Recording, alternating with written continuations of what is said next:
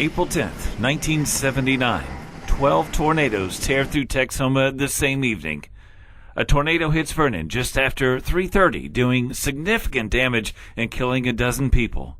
Less than 2 hours later, the same thunderstorm produces a tornado in Lawton, killing 3. Little did we know, the worst was yet to come. Just before 6 o'clock, what would be one of America's most destructive tornadoes touches down just west of Wichita Falls and stays on the ground for over an hour. 20,000 people were left homeless. Nearly 2,000 were injured. Over 40 were killed. It's been 37 years. Wounds heal. Memories fade. Survivors grow older.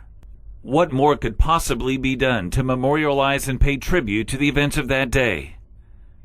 The Museum of the Great Plains in Lawton has created a way for survivors to go back to that night and newcomers to experience it for the first time. The Terrible Tuesday exhibit guides you into a recreation of a storm cellar beneath Wichita Falls just before that monster tornado passes overhead. You see TV just before the power goes out and hear actual reports of storm spotters. The next 7 minutes, narrated by actual survivors, is loud, frightening, and real. We just took things for granted because the tornado sirens were just a common occurrence back then. It was the most eerie stillness and dark that you could ever feel.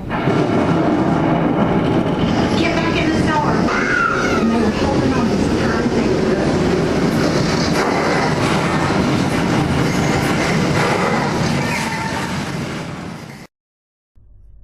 I came away from the exhibit feeling more connected to the people who were actually there and how frightening it must have been. Executive Director John Hernandez has been with the museum for over 30 years and is from Wichita Falls. This is really something that we put together for, the people in Wichita Falls in North Texas. He agrees the experience is authentic. It's so realistic. I feel the power. It gives me a better respect of tornadoes and the damage they can produce.